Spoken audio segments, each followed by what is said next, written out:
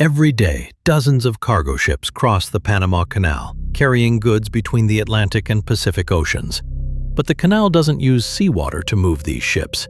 It uses freshwater, rainwater, stored in a lake 26 meters above sea level. The system works on gravity. Ships climb to the lake through a series of locks. Water flows down from the lake to lift them. Then they cross to the other side and descend back to sea level. No pumps drawing from the ocean, just a freshwater lake in the middle of the country, filled by rain. Which raises a question. What happens when the rain stops? The Panama Canal has 3 original sets of locks. On the Atlantic side, there's Gatun. On the Pacific side, Pedro Miguel and Miraflores. Together, they form a staircase that lifts ships up to Gatun Lake, then lowers them back down. Here's how it works. A ship enters the first lock chamber on the Atlantic side. The gates close behind it. Water flows in from Gatun Lake using gravity. No pumps. The chamber fills. The ship rises. When the water level inside matches the level outside, the next gates open. The ship moves forward into the second chamber. The process repeats. Water flows in. The ship rises again. After 3 chambers, the ship reaches Gatun Lake, 26 meters above sea level. That's the midpoint. The ship crosses the lake. The lake is the elevated reservoir that makes the entire system possible. Without it, there would be no way to lift ships between sea level and the continental divide. Then the ship enters the descending locks on the Pacific side. Water drains out of each chamber, lowering the ship back to sea level. Step by step, the ship returns to ocean height. The gates open.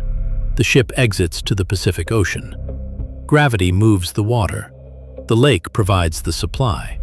Every time a ship transits the original locks, fresh water flows into the lock chambers, then discharges toward the ocean. It doesn't come back. The only way to refill the lake is rain. That single-use flow is the core design constraint. Each transit consumes fresh water. The lake must be replenished by rainfall. If rainfall is below average for an extended period, the lake level falls. And when the lake level falls, the system has less capacity to operate. Gatun Lake isn't just infrastructure for the canal, it's also the main water supply for Panama. More than half the country's population depends on this watershed for drinking water. So the same reservoir serves 2 purposes: canal operations and municipal water supply. Both draw from the same source. Both depend on the same rainfall patterns. When lake levels are high, both systems have what they need. When they drop, both face constraints. Every ship that transits uses fresh water that can't be replaced until it rains. Every time the water level drops, it affects both systems. The canal and the population share the same source.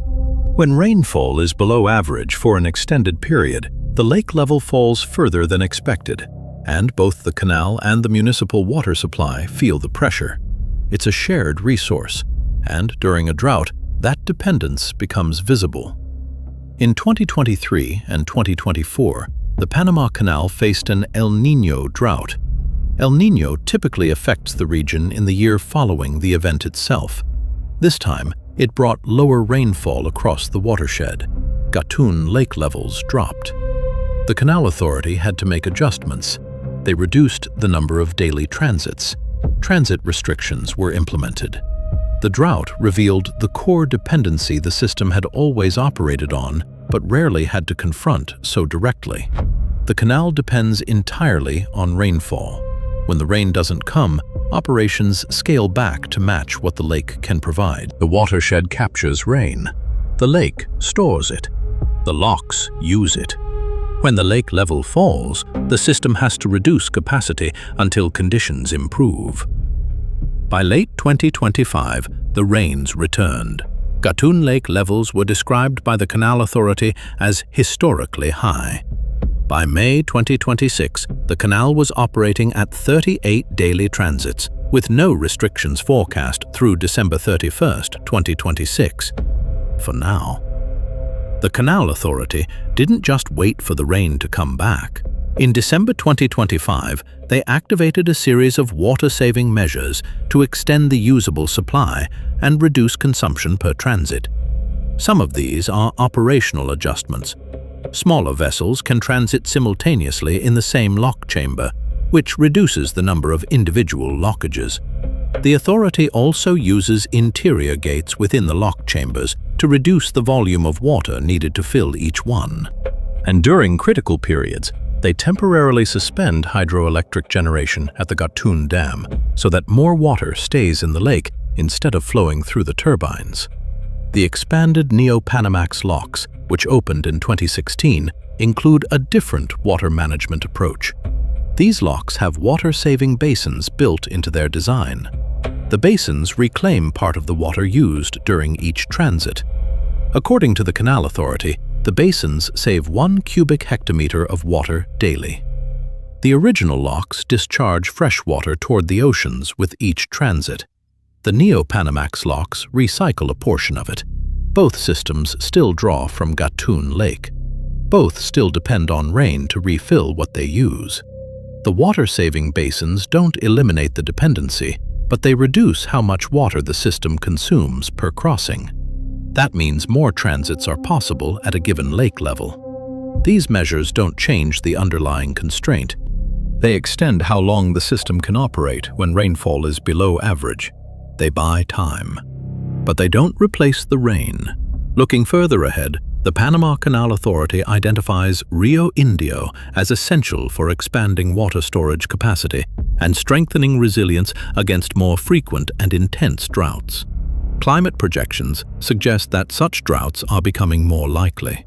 The watershed can only capture so much rain. The lake can only hold so much water. If droughts become more frequent or more severe, operational efficiency alone won't be enough. The system will need more storage. So what happens if a prolonged dry period returns? The lake level starts to drop. At some point, the Canal Authority reduces daily transits.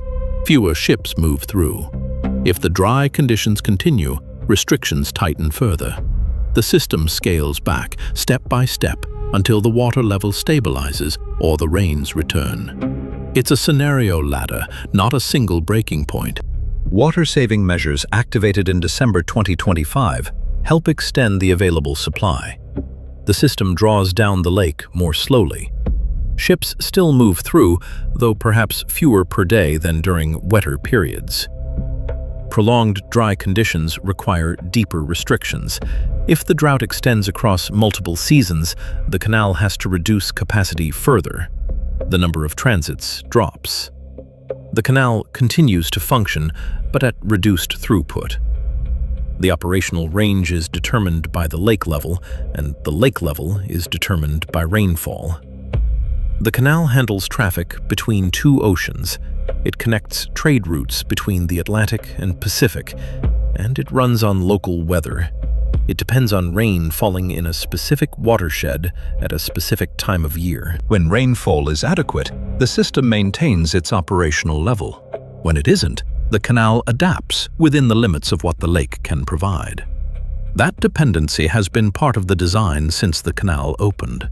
The 2023 to 2024 drought simply made it more visible than it had been in recent years. In 2026, those limits aren't being tested. Gatun Lake levels were described as historically high since late 2025. As of May 2026, the canal maintains 38 daily transits, with no restrictions forecast through December 31st, 2026. 38 ships crossing between two oceans every day, lifted and lowered by gravity, using fresh water that came from the sky. More than half of Panama's population draws drinking water from the same system that moves those ships. The canal and the country share the same source. When lake levels are high, both systems function. When they aren't, both systems face constraints. The fundamental dependency hasn't changed. The canal runs on fresh water, and fresh water runs on rain.